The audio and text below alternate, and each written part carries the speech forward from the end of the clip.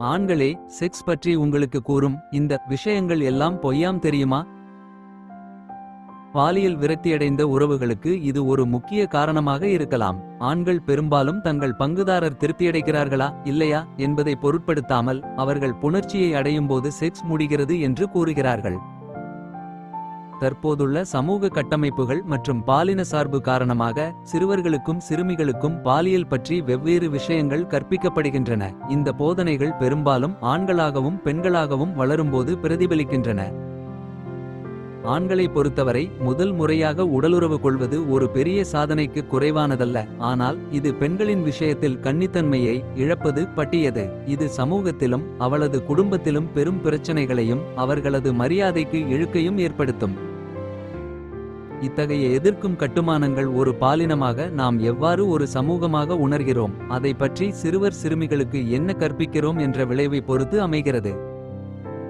இது பெரும்பாலும் ஆண்கள் பாலியல் போன்ற விஷயங்களுக்கு வரும்போது சலுகை பெற்றதாக உணர்கிறார்கள். பெண்கள் தங்கள் விருப்பங்களையும் ஆசைகளையும் வெளிப்படுத்துவதில் வெட்கப்படுகிறார்கள், தயக்கம் கொள்கிறார்கள், நம்பிக்கையற்றவர்களாக உணர்கிறார்கள். எனவே பாலியல் விஷயத்தில் சரியான அடித்தளத்தை அமைப்பது முக்கியம். சிறுவர்களைப் பற்றி செக்ஸ் பற்றி கற்பிப்பதை நிறுத்த வேண்டிய சில பொய்கள் பற்றி இக்கட்டுரையில் தெரிந்து கொள்ளலாம்.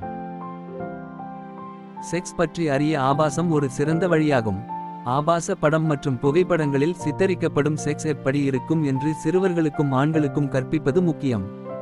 ஆபாசமானது ஒரு செயல்திறன் மற்றும் அறிவுறுத்தல் கையேடு அல்ல என்பதை அவர்கள் நன்கு அறிந்திருக்க வேண்டும். அதில் நிறைய பார்ப்பது அவர்களை உடலுறவில் சிறந்து செயல்பட வைக்காது என்பதை அவர்கள் புரிந்து கொள்ள வேண்டும். செக்ஸ் என்பது ஊடுருவல், கன்னித்தன்மை மற்றும் பாலினத்தின் பொதுவான கருத்து மிகவும் குறுகியது மற்றும் கட்டுப்படுத்துகிறது. மேலும் இது சமூகத்தில் ஒரு கலாச்சாரமாக கருதப்படுகிறது. பொதுவாக செக்ஸ் என்பது ஆண்குறி யோனி ஊடுருவல் பட்டியது என்று ஆண்கள் நினைக்கிறார்கள். இருப்பினும் இது வாய்வழி மற்றும் குத செக்ஸ் முறையையும் விளக்குகிறது. மேலும் இது LGBTQ நபர்களின் பாலியல் அனுபவங்களையும் உள்ளடக்கியது. உடலுறவு என்பது ஊடுருவலை காட்டிலும் வெவ்வேறு விஷயங்கள் அதில் அதிகம் உள்ளன என்பதை ஆண்களுக்கு கற்பிக்க வேண்டும். சிறுவர்களை பாலியல் பலாத்காரம் செய்ய முடியாது. ஆண்கள் மற்றும் சிறுவர்களுக்கு எதிரான பாலியல் வன்புணர்வு மற்றும் பாலியல் வன்முறைகள் இன்னும் குறைவாக குறிப்பிடப்படுகின்றன. சிறுவர்களை பாலியல் வன்புணர்வு செய்ய முடியாது மற்றும் ஆண்கள் எப்போதும் உடலுறவை விரும்புகிறார்கள் என்ற தவறான எண்ணமே இதற்கு காரணம்.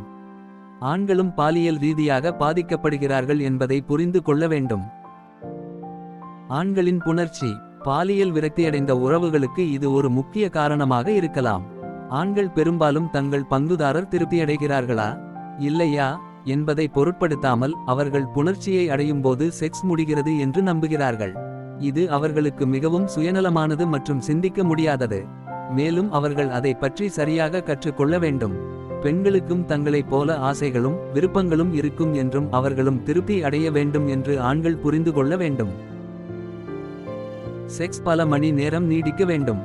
ஆபாசத்திலிருந்து அதிகப்படியான உத்வேகம் பெரும்பாலும் செக்ஸ் பல மணி நேரம் நீடிக்க வேண்டும் என்று ஆண்கள் நினைப்பார்கள்.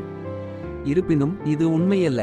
உடலுறவில் ஆபாசமாக சித்தரிக்கப்படும் வரை அது ஒரு வேதனையான மற்றும் சங்கடமான அனுபவமாக இருக்கும்.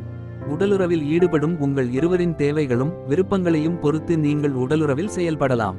இது உங்களுக்கு உச்சக்கட்டத்தை அடைய உதவும்.